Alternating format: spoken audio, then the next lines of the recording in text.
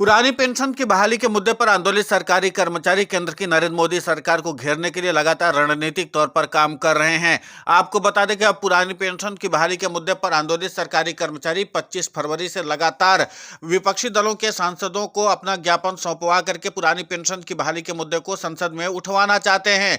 इसी कड़ी में बिहार से लेकर के उत्तर प्रदेश तक तमाम राज्यों के सरकारी कर्मचारी जो है लगातार सांसदों को अपना ज्ञापन देकर के इस बात का आश्वासन लेना चाहते हैं कि आप लोग जब संसद में तो पुरानी पेंशन की बहाली के मुद्दे को जरूर उठाएं।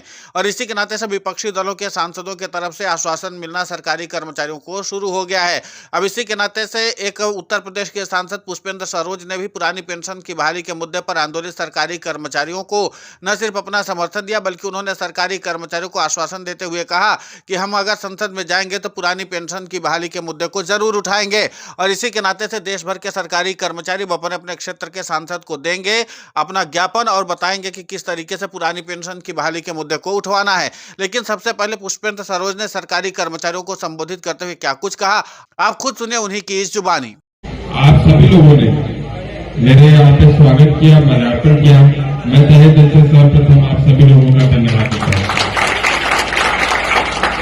ज्यादा बात मैं नहीं कहूंगा। आप सभी लोगों को बहुत आशा और उम्मीद है मेरे से, और बहुत आशा और उम्मीद से आप चाहते हैं कि आपका ये मुद्दा मैं देश की सबसे बड़ी पंचायत में उठाने का काम करूं। लेकिन मैं आप सभी लोगों का आशा और उम्मीद नहीं, एक वादा देता हूं कि मैं आप सभी लोगों की बात समझने की आपका दिया हुआ ज्ञापन मैं अपने साथ दिल्ली ले जा रहा हूं। चाहे मुझे चिट्ठी एक बार लिखनी पड़े, 10 बार लिखनी पड़े, मैं 10 बार चिट्ठी लिखने का काम करूंगा। जब भी मुझे बोलने का मौका मिलेगा मैं ओपीएस की मांग रखने का काम करूंगा। तो आप लोग मेरे पर भरोसा करें और मेरी तरफ से जो भी सहयोग आप सभी लोगों को लगेगा, हालांकि हम तो सिर्फ बात रख सकते हैं, बोल सकते हैं, आवाज उठा सकते हैं, चिट्ठी लिख सकते हैं। तो जो भी मेरे अंतर्गत होगा, चाहे मेरे कलम से, चाहे मेरे जुबान से, जो भी मेरे अंतर्गत आएगा, मैं आप सभी लोगों की ओपीएस की मांग उठाने का काम करूंगा। एनपीएस और यूपीएस की चर्चा करूंगा। तो सुना आपने जिस तरीके से सांसद पुष्पेंद्र सरोज ने पुरानी पेंशन की बहाली के मुद्दे पर आंदोलित सरकारी कर्मचारियों का न सिर्फ समर्थन किया बल्कि उन्होंने आश्वासन दिया है कि पुरानी पेंशन की बहाली के मुद्दे को जब संसद में जाएंगे तो जरूर उठाएंगे। इसी तरीके से दर्जनों सांसद ऐसे हैं जो पुरानी पेंशन की बहाली के मुद्दे पर आंदोलित सरकारी कर्मचारियों का पक्ष देश की संसद के सामने रखेंगे। आपको बता दें कि यह सरकारी कर्मचारियों का कोई पहली बार इस तरीके से काम नहीं किया गया है, बल्कि सरकारी कर्मचारी पुरानी पेंशन की बहाली के मुद्दे पर पहले मानसून सत्र और उसके बाद शीतकालीन सत्र में भी पुरानी पेंशन की बहाली का मुद्दा उठवा चुके हैं। अब इसी के नाते से माना जा रहा है कि पुरानी पेंशन की बहाली का मुद्दा एक बार फिर से चर्चा का विषय देश की संसद में बन जाएगा। दरअसल सरकारी कर्मचारी ये चाहते हैं कि जिस तरीके से राज्यों में सरकारी कर्मचारियों को निराशा हाथ लगी विधानसभा चुनाव में, क्योंकि बोर्ड की चोट से सत्ता परिवर्तन करना चाह रहे थे, उसके बाद सरकारी कर्मचारियों को लगता है कि अब देश की संसद में अगर पुरानी पेंशन की बहाली के मुद्दे को एक बार फिर से पुरजोर तरीके से उठवाया गया तो जाहिर सी बात है कि फिर से पुरानी पेंशन की बहाली का मुद्दा चर्चा का विषय बन जाएगा। आपको बता दें कि कांग्रेस समेत तमाम विपक्षी दलों की पार्टियों की तरफ से पुरानी पेंशन की बहाली के मुद्दे पर आंदोलित सरकारी कर्मचारियों को आश्वस्त किया जाता रहा है कि अगर वो सत्ता में आएंगे तो पुरानी पेंशन की बहाली होगी। लेकिन अब प्रधानमंत्री के नाम पर लगातार पुरानी पेंशन की बहाली के मुद्दे पर आंदोलित सरकारी कर्मचारियों का पक्ष अब विपक्षी दलों के सांसद लिख रहे हैं।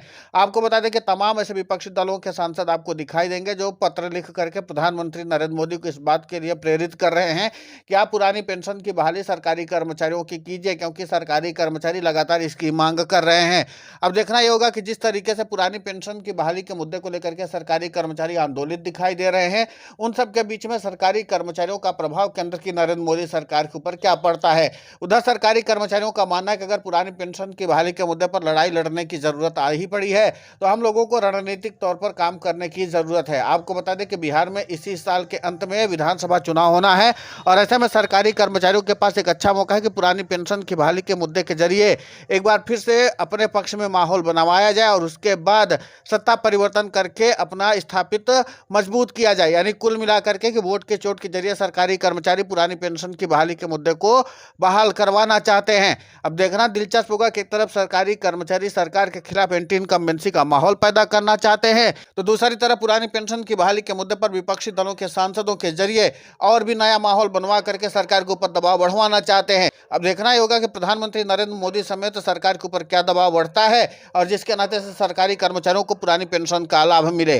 फिलहाल इस पूरे घटनाक्रम को लेकर के आपकी प्रतिक्रिया बहुत महत्वपूर्ण होती है, आप हमें कमेंट करके जरूर बताएं। साथ ही हमारे चैनल को सब्सक्राइब करें, खबर को ज़्यादा से ज़्यादा शेयर करें ताकि पुरानी पेंशन की बहाली का मुद्दा और बुलंद हो।